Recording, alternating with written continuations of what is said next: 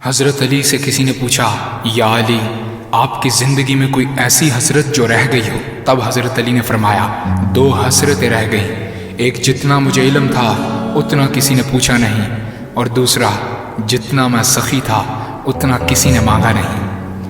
آپ نے فرمایا، زندگی کے 3 سنہری اصول ہمیشہ یاد رکھو۔ ایک یہ، اس سے ضرور معافی مانگو جسے تم چاہتے ہو۔ دوسرا، اسے مت چھوڑو جو تمہیں چاہتا ہے۔ تیسرا یہ، اس سے کچھ نہ چھپاؤ جس پر تم اعتبار کرتے ہو۔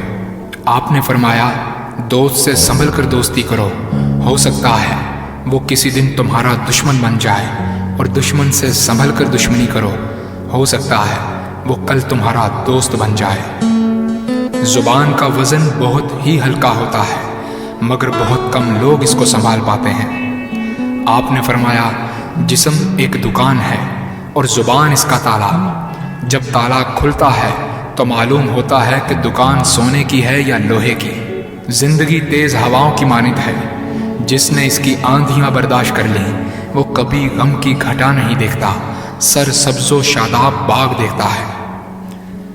حضرت علی سے کسی نے پوچھا، یہ کیسے پتہ چلے گا کہ جو پریشانی یا مصیبت ہم پر آئی ہے وہ اللہ کی طرف سے آزمائش ہے یا ہم پر اللہ کی طرف سے سزا ہے؟ آپ نے جواب دیا، جو مصیبت تجھے اللہ کی طرف لے جائے وہ آزمائش ہے، اور جو مصیبت تجھے اللہ سے دور کر دے وہ سزا ہے۔ حضرت علی کے پاس ایک یہودی آیا اور کہا، میں نے سنا ہے کہ آپ مسلمان جب عبادت کرتے ہو تو وسوسے اور خیالات آتے ہیں، جبکہ ہم عبادت کرتے ہیں تو ہمیں نہیں آتے۔ حضرت علی نے جواب میں فرمایا، اگر ایک گھر فقیر کا ہو اور ایک گھر امیر کا تو چور کہاں جائے گا؟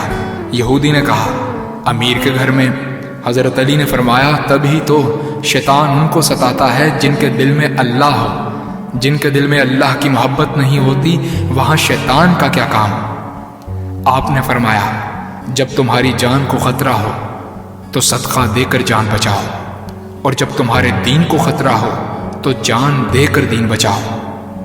آپ نے فرمایا، یہ زندگی 2 دن کی ہے، ایک تمہارے حق میں اور دوسرا تمہارے مخالف۔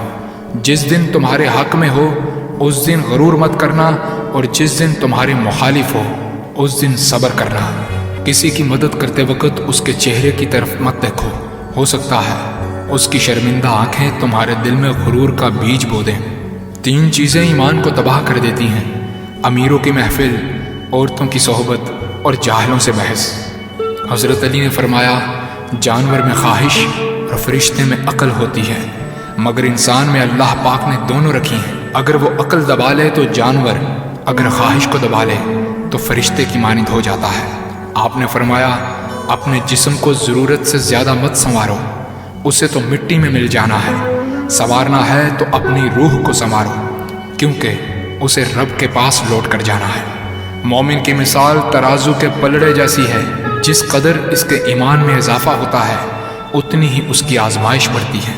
آپ نے فرمایا، اچھے لوگوں کی ایک خوبی یہ بھی ہوتی ہے کہ انہیں یاد رکھنا نہیں پڑتا، وہ یاد ہی رہتے ہیں۔ آپ نے فرمایا، رزق کے پیچھے اپنا ایمان خراب مت کرو، کیونکہ رزق انسان کو ایسے تلاش کرتا ہے جیسے مرنے والے کو موت۔ حضرت علی نے فرمایا، رشتے خون کے نہیں احساس کے ہوتے ہیں، اگر احساس ہو تو اجنبی بھی اپنے ہو جاتے ہیں، اگر احساس نہ ہو تو اپنے بھی اجنبی ہو جاتے ہیں۔ ایک مرتبہ قصاب آواز لگا رہا تھا، تازہ گوشت ہے لے لو۔ وہاں سے حضرت علی کا گزر ہوا، قصاب نے آپ سے کہا، تازہ گوشت ہے لے جائیں۔ حضرت علی نے فرمایا، آج میری جیب اجازت نہیں دیتی۔ قصاب بولا، میں آپ سے ادھار کر سکتا ہوں۔ اس سے آپ نے ایک بہت حکمت سے لبریز جملہ ارشاد فرمایا۔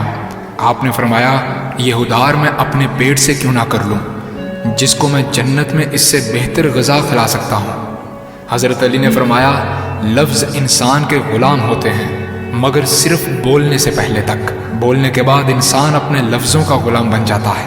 آپ نے فرمایا، کوئی تمہارا دل دکھائے تو ناراض مت ہونا، کیونکہ قدرت کا قانون ہے، جس درخت کا پھل زیادہ میٹھا ہوتا ہے لوگ پتھر بھی اسی کو مارتے ہیں۔ آپ نے فرمایا، کسی کا عیب تلاش کرنے والے کی مثال اس مکھی جیسی ہے جو سارا خوبصورت جسم چھوڑ کر صرف زخم پر بیٹھتی ہے۔ آپ نے فرمایا اچھا دوست چاہے کتنا برا بن جائے کبھی اس سے دوستی مت توڑنا، کیونکہ پانی چاہے کتنا بھی گندا ہو آگ بجھانے کے ضرور کام آتا ہے۔ آپ نے فرمایا زندگی کے ہر موڑ پر صلح کرنا سیکھو، کیونکہ جھکتا وہی ہے جس میں جان ہوتی ہے، اکڑنا تو مردے کی پہچان ہوتی ہے۔